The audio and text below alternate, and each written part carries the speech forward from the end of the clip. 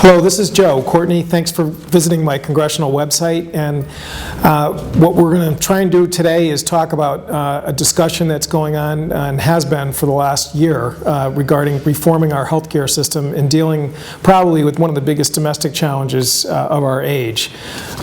We, this week, the week of November 1st, have a new revised bill which the House is going to be discussing and voting on probably by the middle of next week. And our office has posted the language of that revised bill, which probably 80% of it is identical to what was posted by our website last summer.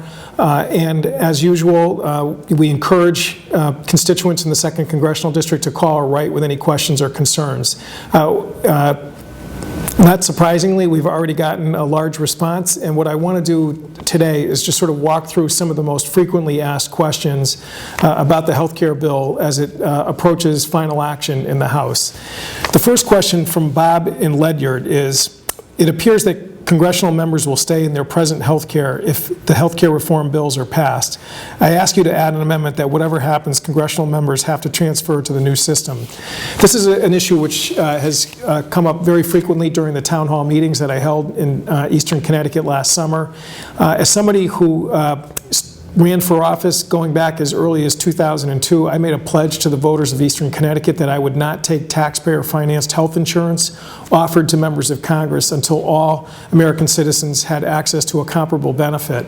So I do not take the congressional health benefit, and I think Bob is absolutely right that we should have elected officials who are experiencing some of the same challenges for a system that members of Congress vote on.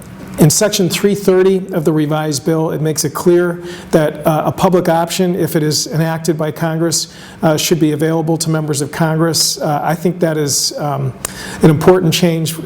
Members of Congress now presently get their benefits through the Federal Employee Health Plan, and this will ensure that members of Congress can't use that present system as an excuse not to enroll in the public option, which again, I've told the voters of the District of Eastern Connecticut that I would feel obligated as somebody, again, who made a pledge not to take taxpayer-financed health care to participate in the same type of program that we're creating here. So thank you, Bob, for asking that question. Bruce from Mystic said, you are moving way too fast on health care. There should be no Christmas deadline. Get it right. Do not make changes hastily as they are being pushed right now. What I would say to Bruce is that there has never been a more open, transparent, and really almost painstaking process that we have gone through over the last year. The issue of health care in terms of trying to create a universal system of coverage, something which every major developed country in the world has really been going on for the last 60 years in this country. And what I would show Bruce is a bill that I had faxed to me recently from a constituent in Essex, Connecticut. He's a small employer, has 60 employees. It is a quote for next year's benefits for his workforce, and it has a 32% increase. That's with the present system that we have right now. That employer, who does a great job of creating a future for his 60 employees, needs to have a system that is stable and secure. And if we just allow the status quo to continue to linger and to continue, we are going to kill jobs and we are going to kill economic opportunity. The bill that we are voting on is very much pro-small business and pro-self-employed. It would allow a company like that to participate in a larger pool of businesses around the country, a national purchasing exchange, and get the same benefits of large pooling that members of Congress and that large employers like Electric Boat and Pratt & Whitney presently use today. There is no reason why we should wait to give small employers like that company in Essex that same opportunity, as well as there is no reason why we should wait to let seniors have a prescription drug benefit that will provide more help for them to get needed access to prescription drug services that they presently are denied because of the donut hole that exists in the Medicare program. And there is no reason that we should wait to invest in a stronger workforce for nursing, primary care, all of the parts of the American medical system, which people from the right and the left, Republican and Democrat, all agree has deteriorated badly.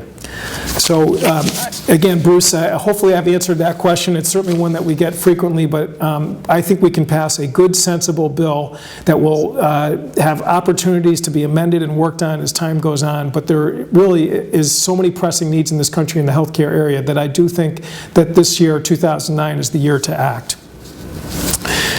Question from Judith in Coventry. As Congress continues consideration of comprehensive health care reform, I would like to offer my views as a constituent and an educator who knows the importance of this debate to our nation. Ensuring quality, affordable health care for everyone in America is fundamental not only to our economic future, but critically important to our nation's children and their families. Thank you for your consideration of my views on this very important issue. Thank you, Judith. I think your point about the fact that having a stable system of health care that provides individuals and families with access to decent quality services is in fact a good investment in America's economy. We know that when children go to school who have inadequate health coverage in terms of asthma, diabetes, dental care, that in fact their school performance suffers badly. And what this measure will do is in fact create a level playing field, particularly for our youngest American citizens, so that they are going to have the tools to succeed in life, which is really the key ultimately to economic success. It also provides a stable, secure Medicare system for our seniors and individuals over 65 and on disability who are presently covered by Medicare by strengthening the finances of that program, fixing the prescription drug benefit, waiving any upfront costs for preventive and wellness services. That is a smart way to make sure that people will live longer and get access to better, cheaper health care. Our next question is from Donna in Groton. My son will be coming off our insurance at the end of this year because he will no longer be a full-time student when he's done with college. Will we be able to continue coverage on him? As I see, the date for this option is January 1st, 2010. Will this bill need to be passed before this will be allowed? It doesn't appear that if it's passed prior to January 1, that he'll be in fact covered. Again, thank you for asking that question, because actually the House bill, which we are going to be voting on, will provide a measure to extend parental health benefits for children up to age 27. In Connecticut, we are lucky enough to live in a state where the state legislature made an extension to age 26, but that is a rare state that actually has enacted that type of coverage. So you should investigate with either your employee benefit plan where you work or your insurance agent to, again, inquire whether or not the Connecticut provision covers your son. But in any case, the bill that we're going to be voting on this week, by most scheduling predictions, will provide for coverage now for children up to age 27 under their parents' policies, which again is a way of making sure that young people, when they leave college, aren't going to fall off a cliff in terms of their health care coverage, and that they will have a stable extension of benefits as they move on into the workforce. Those are some of the questions that we've been received over the last few days. We're going to continue this discussion and dialogue. Again, I would encourage people to continue to email my office, go to our website, and look forward to your ideas and questions as this incredibly important moment in American history proceeds.